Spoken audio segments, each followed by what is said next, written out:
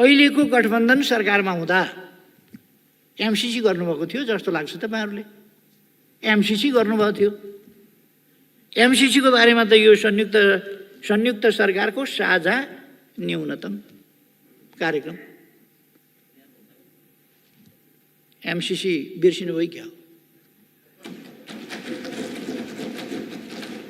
MCC त यहाँ त खै मैले त देखिनँ यता कतै। एमसीसी छैन कहीँ।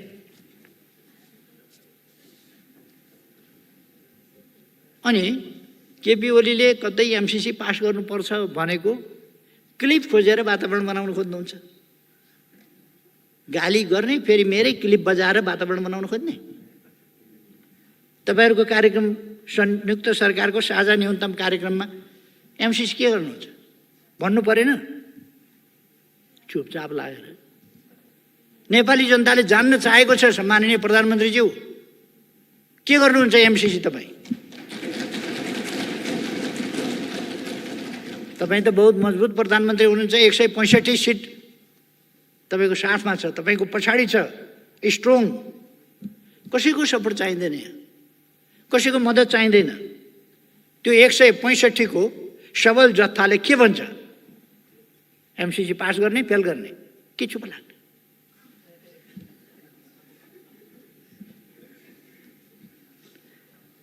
त्यही भएर म भन्छु जस्केलाबाट छिर्ने आदत नगरौँ।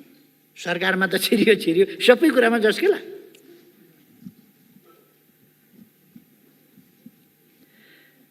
संयुक्त सरकारको साझा न्यूनतम कार्यक्रममा लिम्पियाधुरा, लिपुलेक र कालापानी भारतसँग वार्ता गरेर फिर्ता ल्याउँछु भन्न किन सक्नु भएन तपाईले? लिम्पियाधुरा, लिपुलेक र कालापानी भनेको समस्या हो भनेर समस्यामा राख्नुहोस्। समस्यामा के लिम्पियाधुरा, लिपुलेक र कालापानी समस्या हो? हाम्रो अभिन्न भूभाग, हाम्रो पवित्र भूभाग समस्या हुन्छ? समस्या समाधान गर्ने यो भने के? यो समस्या हो भने त तपाईले छोडिदियो भनेदेखि त समस्या समाधान होला नि। के भनेको यो समस्या समाधान गर्छु भनेको? स्पष्ट रूपमा हाम्रो भूमि हामी फिर्ता लिन्छौँ भन्नुपर्छ कि यो समस्या हो समाधान गर्छु भन्नुपर्छ? यस्तो खुट्टा कमाउनु पर्ने कसले बनायो? कसले बनायो यस्तो खुट्टा कमाउनु पर्ने? अघिल्लो सरकार यस्तो थियो, उस्तो थियो, अनेक थियो, सबै थियो। तर यति त आँट गरेर कमसेकम नक्सा बनाउँथ्यो, छाप्थ्यो, संविधान संशोधन गर्थ्यो, त्यसलाई संविधानको अङ्ग बनाउँथ्यो, भारतलाई पत्राचार गर्थ्यो, संवाद गर्थ्यो। अहिले लिम्पियाधुरा, लिपुलेक र कालापानी समस्या हो। समस्या होइन, त्यो हाम्रो भूभाग हो, पवित्र भूभाग हो। त्यो फिर्ता लिनुहोस्।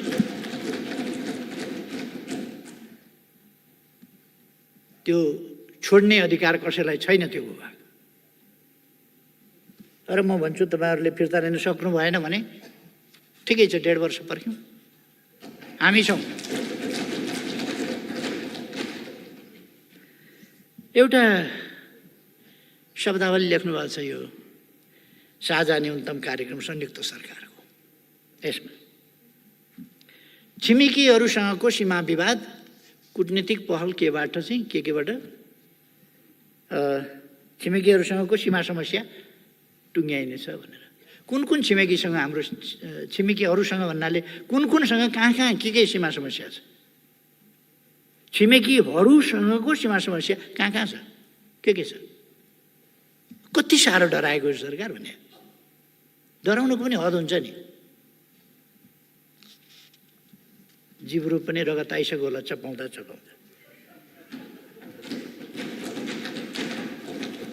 असमान सन्धिहरूको सम्बन्धमा के गर्ने भन्नुभएको छ? कुन असमान सन्धि? इपिजी को रिपोर्ट को सम्बन्धमा यो सरकारको भनाइ के? कुनै ठोस कुरा यो संयुक्त सरकारको साझा नीति न्यूनतम कार्यक्रम बनाउनु भएको छ। यति लामै छ यो। 14-15 कति पेजको होला कि यसमा ठोस तोकेर चाहिँ केही पनि बोल्न सक्दैन। लिम्पियाधुरा लिम्बूले कालापानी फिर्ता ल्याउँछु भन्न सक्दैन, एमसीसी यसो गर्छु भन्न सक्दैन, छिमेकीहरूसँग कहाँ कहाँ समस्या छन् त्यो भन्न सक्दैन। असमान सन्धिहरू कोसँग छ, के सम्बन्ध, के भन्न खोजे? अघि भर्खर एकजना माननीयले कुरा उठाउनु भएको थियो, 1947 को ब्रिटिस इन्डियाबाट फर्किने बेलामा गरिएको तथाकथित त्रिपक्षीय गोर्खा सैनिक सम्बन्धी सन्धि त्यो हो, 1950 को ट्रिटी हो अथवा के हो? महाकाली ट्रिटी हो, एमसीसी हो, बिआरआई हो, के हो? के पनि बोल्न सक्नुहुन्न, चुइक बोल्न सक्नुहुन्न, गोलमटोल। एउटा बोल्न खोज्छ अर्काले हुँदैन भन्छ, अर्को बोल्न खोज्छ अर्काले हुँदैन भन्छ, त्यस्तै त होला।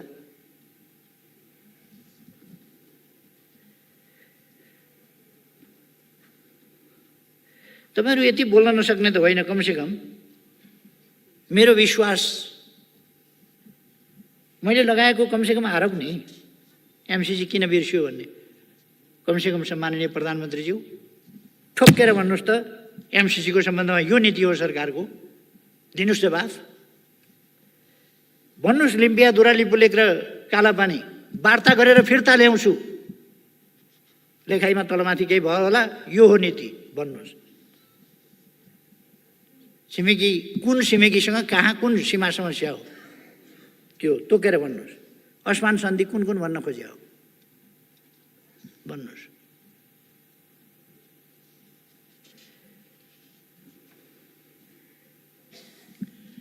भ्रष्टाचार विरुद्धको कारबाही गर्ने भन्नुभएको छ, खुसी लाग्यो। कारबाही थाल्ने र कारबाही अगाडि बढाउने भनेर, छानबिन गर्ने र कारबाही बढाउने भनेर राम्रो कुरा हो। यो अब साँच्चै हुन्छ कि त अगाडिदेखि त्यो भ्रष्टाचारका थुप्रै कुराहरू उठिराखेका छन्। उठ्या छ, क्यान्टनमेन्टको यत्रो कुरा पनि उठेकै छ। यसपल्ट पक्कै पनि यत्रो गठबन्धनको सरकारले यस कुराको छिनोफानो गरेर नेपाली जनतालाई जवाफ दिनेछ। क्यान्टनमेन्टको छानबिन गर्छु,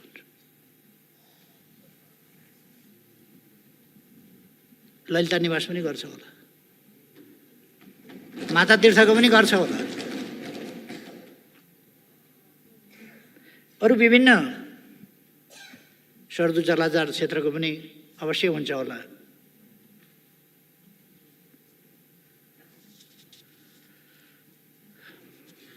मैले आशा मात्रै गरौँ, यो कुनै राजनीतिक प्रतिशोधका लागि बोल्न खोजिएको, धम्काउन खोजिएको विषय होइन होला। सभामुख महोदय, यसमा द्वन्द्व पीडितलाई सम्मान गर्ने पनि भनेको छ। द्वन्द्व पीडितलाई सम्मान, पहिलो कुरो द्वन्द्व पीडितहरूलाई न्याय दिनुस्। तपाईले बुट्टे खादा उडाइदिएर अल्म ल्याउन खोजेको द्वन्द्व पीडितहरूलाई? घाइतेहरूको उपचार गराउँछु भन्नुहोस् न, शरीरमा गोली भएकाहरूको गोली निकाल्छु भन्नुहोस् न। यदि सरकार सक्दैन भने शरीरमा गोली भएकाहरूलाई नेकपा एमालेको केन्द्रीय कार्यालय थापाथलीमा छ अहिले, त्यहाँ पठाइदिनुस्, म गर्छु।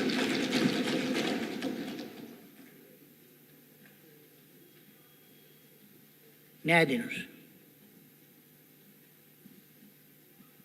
छानबिन गर्नुस् न। त्यत्रो गौर हत्याकाण्ड भयो, निर्दोष निहत्ता मान्छेहरू मारिए, अराजकता, अनुशासनहीनता, दण्डहीनताको अन्त्य गर्छु भन्नुभएको छ यस संयुक्त सरकारको साझा न्यूनतम कार्यक्रम हो। छानबिन गर्नुस्, मान्छे मरेका छन्, तिनका परिवारको के अवस्था छ, ती घाइतेहरूको के अवस्था छ,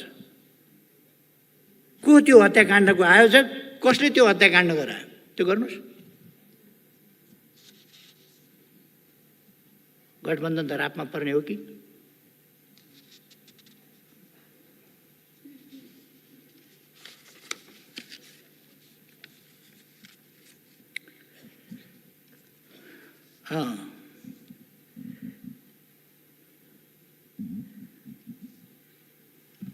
अब लोकतान्त्रिक संस्कृति होइन, तपाईहरुले आपसी संवाद, सहमति र सहकार्य मार्फत गठबन्धनको संस्कृति विकास गर्न, लोकतान्त्रिक संस्कृति होइन, गठबन्धनको, अपवित्र स्वार्थका लेनदेनको, देशप्रति समर्पित होइन, एउटा नीति कार्यक्रम बोकेको होइन। अनि लेफ्ट, राइट, सेन्टर पार्टी एकीकरण अपवित्र ढङ्गले गरिएको होइन, राम्रो उद्देश्यका साथ गरिएको थियो। र त्यसै गरी प्रतिपक्षसँग पनि संवाद र सहमतिको सम्मानपूर्ण व्यवहार र अभ्यास गरिएको थियो।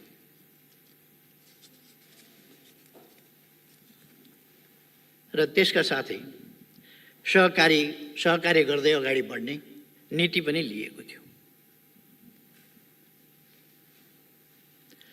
सरकारको गन्तव्य स्पष्ट थियो, गन्तव्यमा पुग्ने बाटो स्पष्ट थियो र तिनको कार्यान्वयनमा दृढता र त्यो दृढताका साथै राज्य सञ्चालन गर्दा अपनाउनु पर्ने संयम र अनुशासनमा सरकारको नेतृत्व गरिरहेको म सधैँ सजग थिएँ र तदनुसार नै मैले व्यवहार गरेको थिएँ।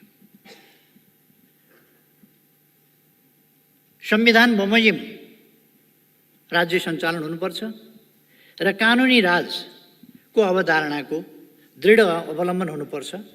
पूर्वाग्रह, प्रतिशोध र संयमहीनता र पक्षधरता जस्ता शासकीय दुर्गुणबाट आफूलाई अलग राख्नुपर्छ भन्ने मान्यतामा म सधैँ स्पष्ट, दृढ रहेर तदनुसारको व्यवहार गरेँ।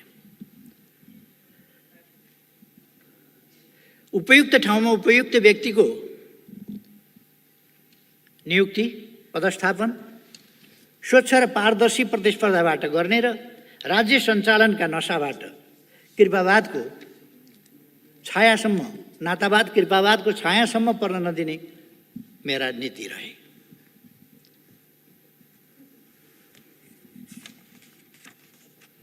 मैले आफू मात्रै होइन, मसँग सहयात्रा गरिरहेका साथीहरूलाई पनि मैले ती नीतिहरूमा अडिग रहन र तिनलाई अवलम्बन गर्न जोड दिएँ। त्यसले कसैको लाभ र इच्छामा धक्का अवश्य पुर्यायो होला।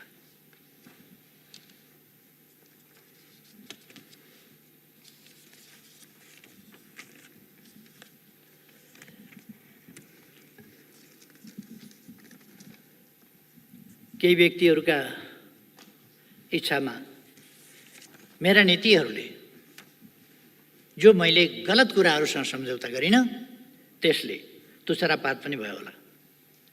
अपेक्षा तत्काल पुरा भएनन् होला या पुरा हुने लक्षण पनि देखिएन होला। मेरा कामले हासिल हुँदै गएको लोकप्रियताले छाती जलाएर असाध्य पीडा पनि भयो होला। त्यो आजकलका अभिव्यक्तिमा पनि देखिन्छ। म भ्रष्टाचार गर्दिनँ, अरूलाई पनि भ्रष्टाचार गर्न दिन्न भन्ने कुराले धेरै ठुलो असजिलो पनि पैदा भयो होला, कतिलाई धक्का पनि पर्यो होला। यस्तै कुराहरूले मेरा पार्टीभित्रै समस्या पैदा भएको दुनियाँलाई थाहा छ। मैले यसमा धेरै समय नलिउँ, के भयो, कसरी आयो त्यो थाहा भएकै कुरा हो। सभामुख महोदय, म एउटा कुरा दोहोऱ्याउन चाहन्छु। म यो देश र यस देशका जनताको सेवाको निम्ति जन्मिएको जस्तो ठान्छु।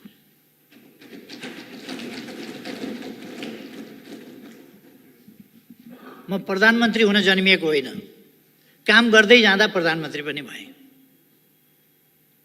प्रधानमन्त्री त म थिइनँ नि त, 64 वर्षको उमेरसम्म त प्रधानमन्त्री थिइनँ। भइयो। फेरि अर्कोपल्ट पनि जालझेल षड्यन्त्र टिक्णम गठबन्धनको संस्कृति त्यसले हटाएको थियो। त्यति बेला मैले त्यस बेला भनेको थिएँ, म झ्यालबाट होइन, जस्केलाबाट होइन, छिडीबाट होइन, भेन्टिलेटरतिरबाट होइन, कि भेन्टिलेसनबाट होइन, म मूल ढोकाबाट, मूल बाटोबाट, मूल गेटबाट, मूल ढोकाबाट आउनेछु। फेरि पनि सुनिराख्नु भए हुन्छ। पहिले पनि मैले भनेको थिएँ, फेरि पनि सुनिराख्नु भएको भए हुन्छ। असाधारण जनमतका साथ फेरि पनि मूल बाटो, मूल गेट, मूल ढोकाबाट फेरि पनि प्रवेश गरेको छु।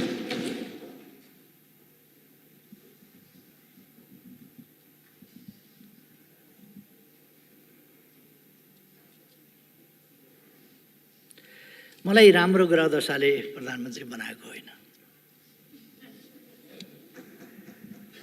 मेरा काम हेरेर नेपाली जनताले मत दिएर प्रधानमन्त्री बनाएको। नेपाली जनताले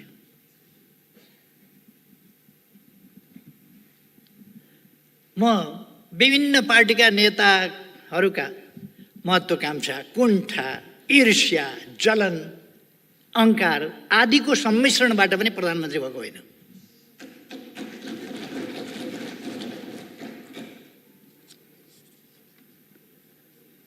विभिन्न स्वार्थहरूको प्राप्तिका प्रयासहरूको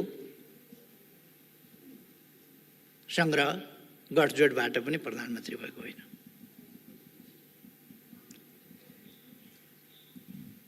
त्यस्ता विभिन्न असफलताहरूको फ्रिक्सन, त्यस फ्रिक्सनबाट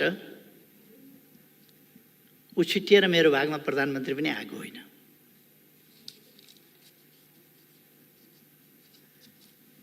सभामुख महोदय, म कुनै जाली मुद्दा जितेर प्रधानमन्त्री भएको थिइनँ र म परमादेशबाट पनि भएको होइन, जनादेशबाट भएको।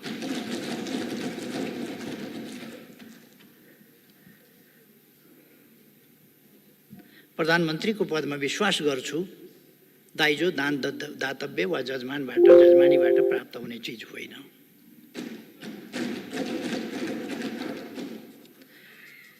मैले पाएको प्रधानमन्त्रीको जिम्मेवारी नेपाली जनताले ममाथि प्रकट गरेको विश्वास हो र ममाथि विश्वास गरेर सुम्पिएको जिम्मेवारी हो। अपवित्र, अनुचित, असामयिक, असान्दर्भिक, अलोकतान्त्रिक, असंवैधानिक गठबन्धनबाट त्यो जिम्मेवारी खोसिया छ। राजनीतिमा कहिले कहिले यस्तो हुन्छ, हुँदो रहेछ। दुनियाँमा एउटा नजिर नयाँ कायम भएको छ, अदालतबाट प्रधानमन्त्री तोकिने, विश्वमा पहिलो रेकर्ड। होइन भने कसैले बताइदिनुहुन्छ भए हुन्छ, अन्त पनि यस्तो रेकर्ड थियो। मेरो जानकारीमा अहिलेसम्म त्यस्तो रेकर्ड भएको थाहा छैन। म एउटा सत्तापक्षका मान्यजीहरूलाई आग्रह गर्न चाहन्छु, अदालतलाई धेरै विवादमा ल्याइरहनु पर्ने छैन। तपाईँहरू जसरी विवादमा ल्याउन खोजिरहनु भएको छ अदालतलाई, अदालतले जे गर्यो त्यसको समीक्षा होला, त्यसको मूल्याङ्कन होला। त्यसका वाक्य र शब्दको इतिहासले मूल्याङ्कन गर्ने नै छ। कोही पनि इतिहासको खरो मूल्याङ्कनबाट उम्किन सक्दैन। एकछिन होला, अहिले तपाईँ हामी पार्लियामेन्टमा छौँ। हामी कहिले कहिले त मान्छेले मर्छु भन्ने पनि बिर्सिन्छ र असाध्य दम्भ देखाउँछ। कहिले कहिले मान्छेले सधैँ म यहीँ भइरहने होइन है भन्ने कुरा पनि बिर्सिन्छ र दम्भ देखाउँछ। म त्यसो गरिरहनु आवश्यक ठान्दिनँ।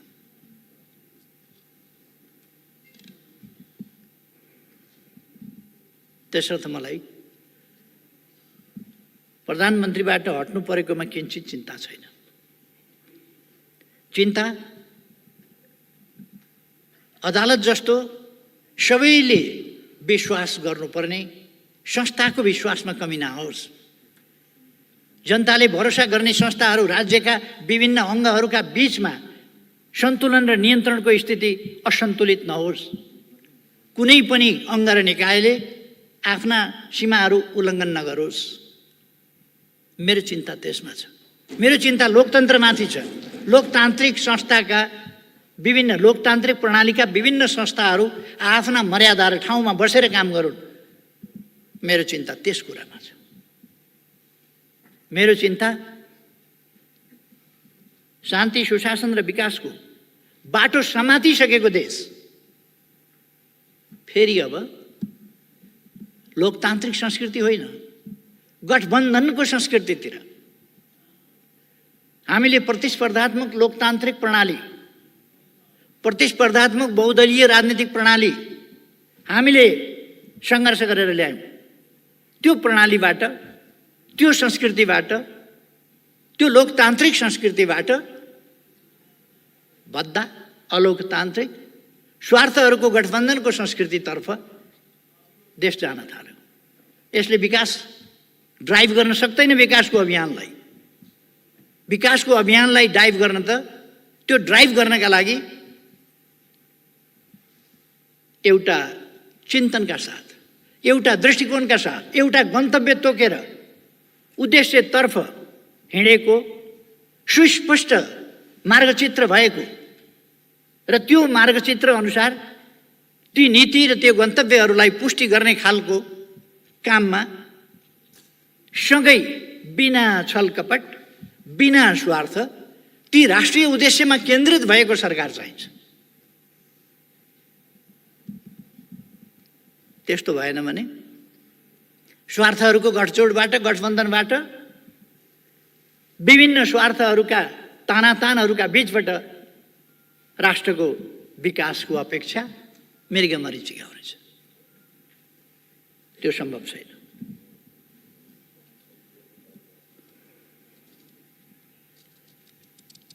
विकासको बाटो समातिसकेको, शान्तिको बाटो समातिसकेको, सुशासनको बाटो समातिसकेको, एउटा जनतामा एउटा आशा भरोसाको परिस्थिति निर्माण गरिसकेको अवस्थामा अब देशको भविष्य के होला? स्पष्ट छ। 1 महिनाको समय त खेर गयो। बहुत राम्रो गठजोड छ तपाईँहरूको। सरकार त बन्न सकेन, पुरा हुन सकेन। कति 4 जना मन्त्री कति लिएर हिँड्नु भएको छ। सबै मन्त्रालय आफै कहाँ राख्नुभएको छ। मन्त्रालय दिनभरिमा घुमेर पनि भ्याउनुहुन्न। अनि के हुन्छ? 1 महिनाको समय त खेर गयो। शुभकामनाको लहर अब 14-15 महिना अरू चल्नेछ। बधाईको लहर पनि 14-15 महिना चल्नेछ। प्रतिपक्षलाई गाली गर्ने पनि 14-15 महिना चल्नेछ। यसैमा 14-15 महिना त जान्छ।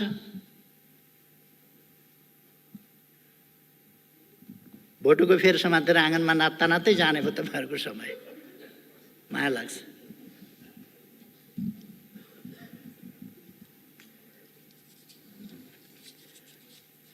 मलाई चिन्ता त्यो कुरामा हो। देशको विकासको यो प्रतिपक्षको सुन्नुभएको छ नि, यसलाई सुनेर सम्बोधन गर्नुहोस्, जवाफ दिनुहोस्, मेरो अहिलेको भनाइलाई असफल बनाइदिनुहोस्, विकासको तेज रफ्तारमा गति चढाउनुहोस्। तर सम्भव छैन, सम्भव छैन।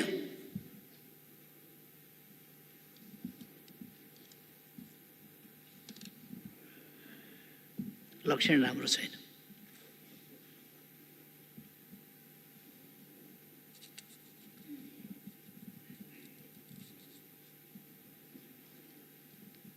अहिले के गर्दै हुनुहुन्छ? सत्ता परिवर्तन हुने बित्तिकै, सरकार परिवर्तन हुने बित्तिकै, परिवर्तित सरकार, अर्को सरकार बन्ने बित्तिकै सत्ता पक्षका नेताहरूले यसै रोस्टमबाट भन्नुभयो, होशियार, म आगौँ, मसँग नखेल नत्र भन्नुभयो। मलाई थाहा छ उहाँले विगतमा लगाएको, देशमा लगाएको डढेलो म सम्झिन्छु। उहाँको हो थाहा छ, डढेलो लगाउनुहुन्छ, तर 1-2 बाल्टी पानीले निभाएको पनि सम्झना रहोस्। यस्तो डढेलो निभाउन ओर्न हामीलाई पनि आउँछ। यस्ता आगो सागो निभाउन पानी खन्याउनुपर्छ, पानी। तर प्रतिपक्षलाई धम्क्याउने, सरकार बन्दैछ बाबा, धम्की, म आगो हुँ, धम्की, मसँग नखेल, धम्की।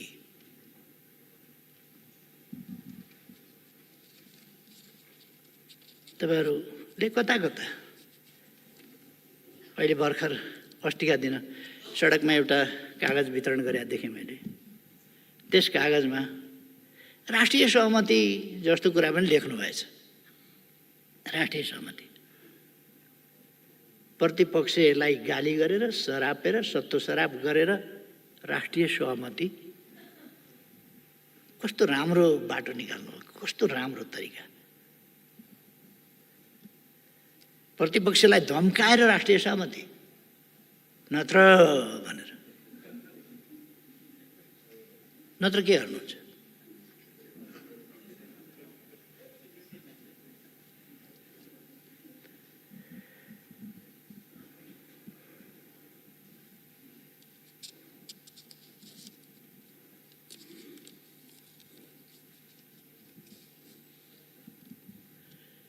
अघिल्लो सरकारका पालाका निकै बदखुवाई गर्न खोज्नुभयो। आज पनि कतिपय सांसदहरूले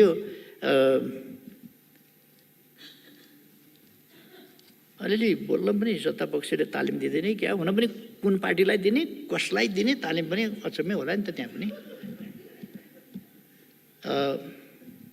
अघिल्लो सरकारले राजनीतिक समस्याहरू, जो देशका मूल राजनीतिक समस्याहरू हुन्, ती राजनीतिक समस्याहरूको समाधान गर्यो। विखण्डनवाद समाप्त गर्यो, वार्ताद्वारा विखण्डवाद समाप्त गर्यो। हिंसा, राजनीतिक अभिष्ट प्राप्तिको लागि हिंसाको बाटो अपनाइरहेका समूहसँग संवाद गरेर उनीहरूलाई शान्तिपूर्ण राजनीतिको मूलधारमा ल्यायो।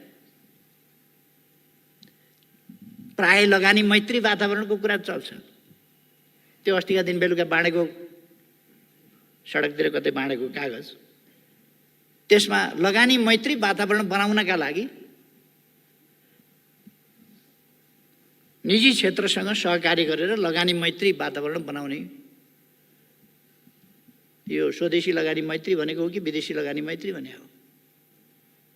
विदेशी लगानी मैत्री वातावरण बनाउने हो भने देशमा शान्ति सुव्यवस्था हुनुपर्दछ, हिंसा अन्त्य गर्नुपर्दछ, एक्सटर्सन रोक्नुपर्दछ।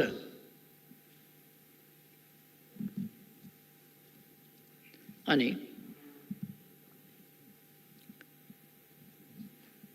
यहाँ त वातावरण बनाइएको होइन र?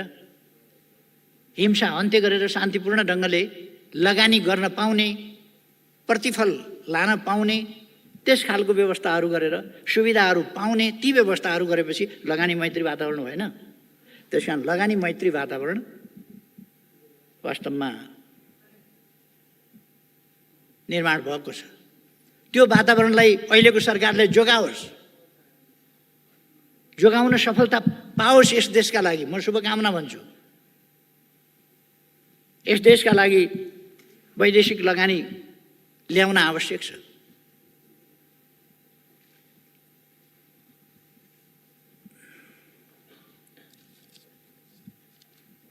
संविधानको सर्वस्वीकार्यताको बेसरी चर्चा चल्थ्यो।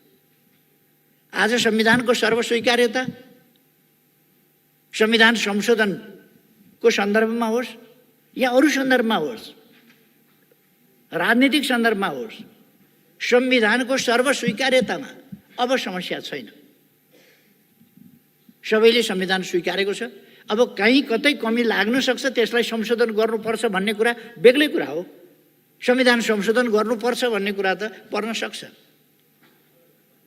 आवश्यकता पर्यो भने संविधान संशोधन हुन सक्छ, गर्नुपर्छ, त्यो स्वाभाविक कुरा हो। त्यसलाई संविधानको अस्वीकार्यता भन्न सकिँदैन। तर आज संविधानको स्वीकार्यता, सर्वस्वीकार्यता भनेको छ। थरूहटसँगका समस्याहरू समाधान भएका छन्। अरूसँग यस्ता सहमतिहरू र यस्ता राजनीतिक उपलब्धिहरूको महत्त्व अहिलेको सरकारले बुझोस् भन्ने मेरो आग्रह छ। राजनीतिक उपलब्धिहरूको महत्त्व बुझोस् र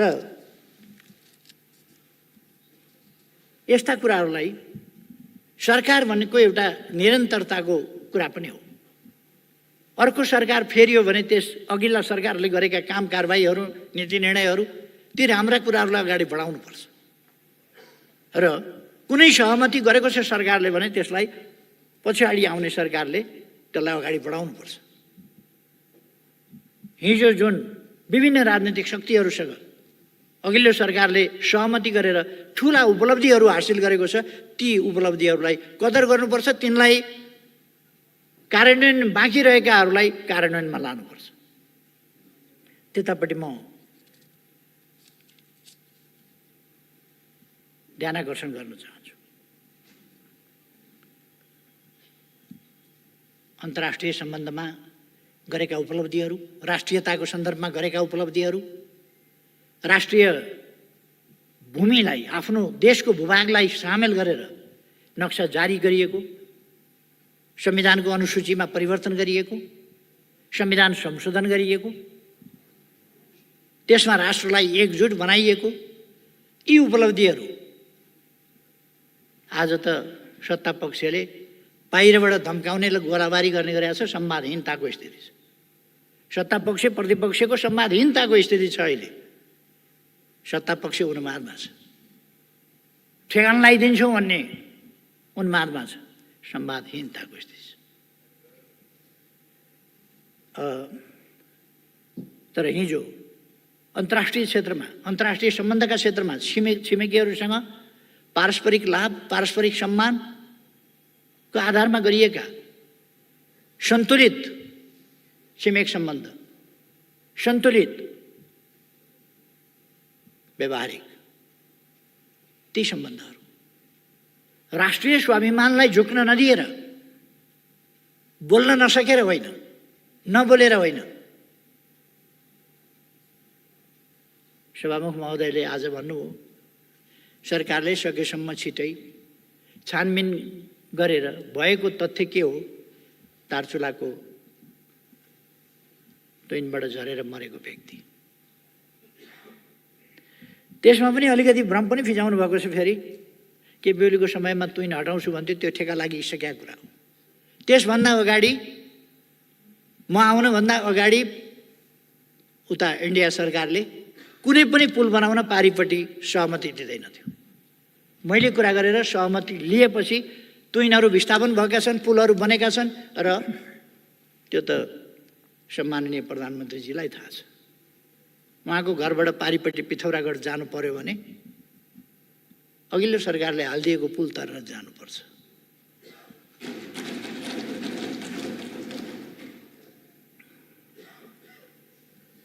आजकल सुन्छु व्हाइट पेपर तयार गर्ने, के तथ्याङ्क डाटा आँकडा ल्याउने, ल्याए हुन्छ।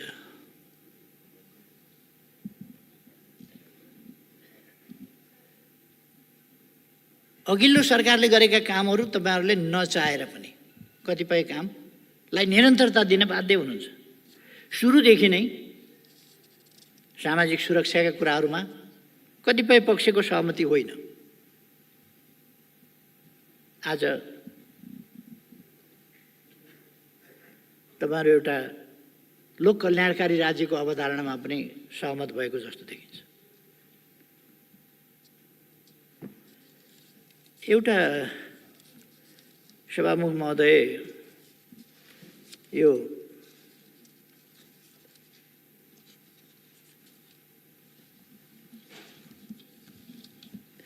अस्तिका दिन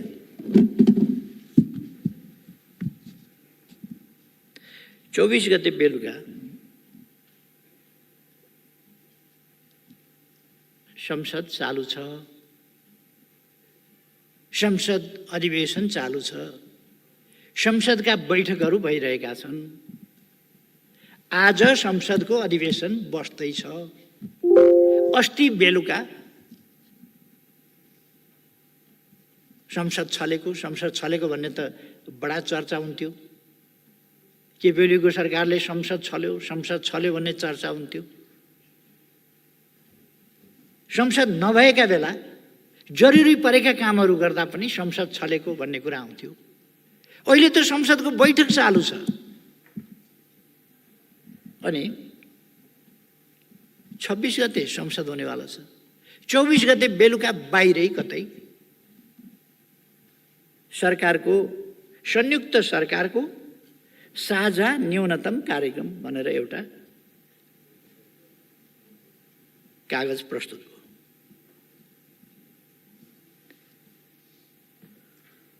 संयुक्त सरकारको साझा न्यूनतम कार्यक्रम। संयुक्त सरकारको न्यूनतम कार्यक्रम भनेपछि यो साझा सहकारी किन लेख्नु पर्यो? यो साझा सरकारको कार्यक्रम हो कि साझा कार्यक्रम हो? साझाको कार्यक्रम हो। संयुक्त सरकारको साझा। संयुक्त सरकारको भनेपछि त त्यो सरकारको त आइसक्यो त्यहाँ। साझा भए पनि संयुक्त भए पनि सगोलको भए पनि जेसुकै भइसके पनि आयो फेरि साझा। संसद छलेर। संसद किन छल्नु पर्यो? आज किन प्रस्तुत गर्न सक्नु भएन? सरकारले आज किन संसदमा प्रस्तुत गरेन? त्यसलाई कुनै मान्यता दिने कि नदिने? त्यो सरकारले पेश गरेको हो भनेर ठान्ने कि नठान्ने? किनभने संसदमा त आएन। संसद चलिरहेका बेला छलेर किन गर्नु पर्यो? सायद तपाईहरुको गहिरो समझदारीको कारणले सबै नेताहरू फोटोमा आउनु पर्ने होला। यहाँ पेश गर्दाखेरि एकजनाले पेश गर्नुपर्ने होला। सरकारको तर्फबाट पेश गर्नुपर्ने होला।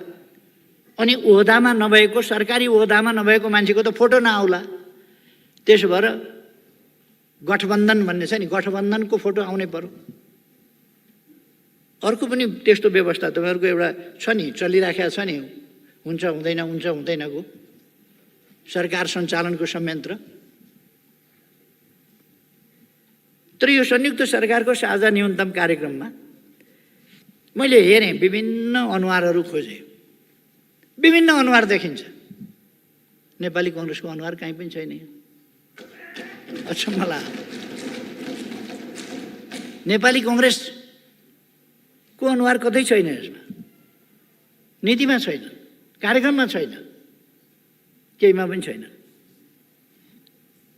पोलिसी शिफ्ट, प्याराडाइम शिफ्ट, के शिफ्ट हो यो?